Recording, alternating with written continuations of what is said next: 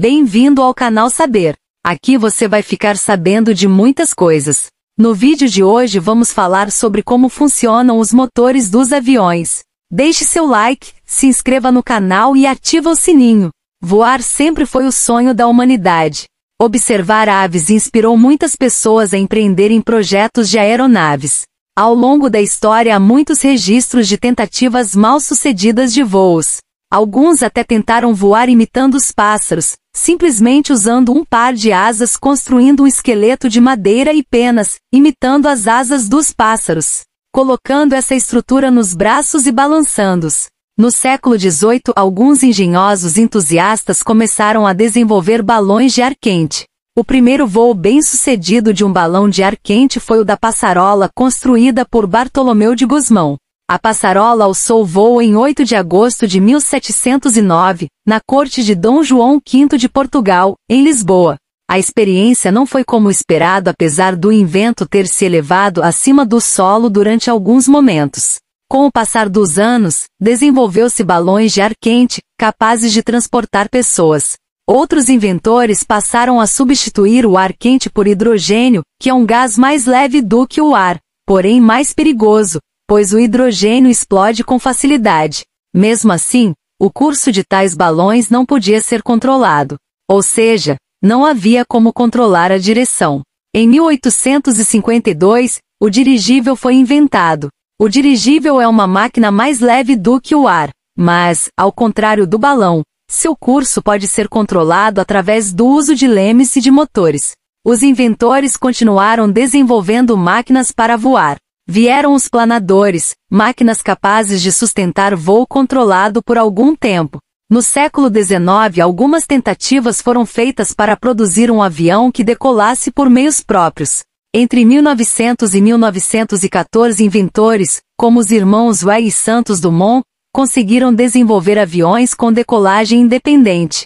Os anos que se passaram entre a Primeira Guerra Mundial e a Segunda Guerra Mundial, 1918 a 1939. Foram anos nos quais a tecnologia de aeronaves desenvolveu-se bastante. Os aviões pararam de ser feitos de madeira, para serem construídos com alumínio. Os motores aeronáuticos foram melhorados bastante, com um notável aumento da potência comparado ao que os motores da época eram capazes de gerar. Falando em motores, como são os motores atuais dos aviões?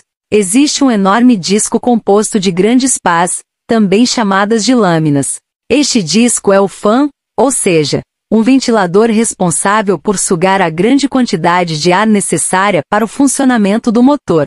O ar é lançado para trás, passando por um sistema de compressão. O ar comprimido é então pulverizado com combustível, geralmente querosene de aviação ou gasolina de aviação. Os gases de combustão expandem-se e explodem, através do bico injetor, na parte de trás do motor. À medida que os jatos de gás são lançados para trás, o motor e, consequentemente, o avião são impulsionados para frente. Na parte de trás do motor existe um sistema de reversão. É utilizado quando o avião pousa no solo. O objetivo da reversão é auxiliar a frenagem do avião. Quando o reverso é acionado, ocorre um bloqueio na direção normal do fluxo de ar, e aquela abertura é por onde sai o ar desviado pelo bloqueio. Todo aquele fluxo passa por fora do sistema de potência do motor, passando a agir com efeito contrário quando é bloqueado. Ao invés de empurrar o motor e o avião para frente, agora ele está empurrando o motor para trás e tirando velocidade da aeronave.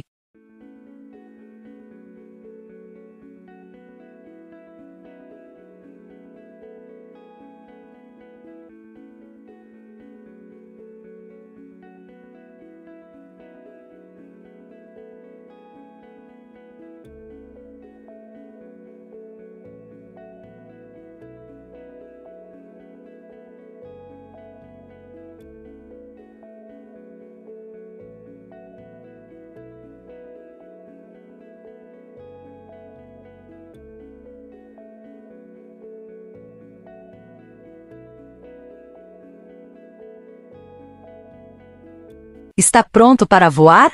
Conhecer o funcionamento dos motores dos aviões aumentou sua confiança em viajar de avião? Diga aqui nos comentários.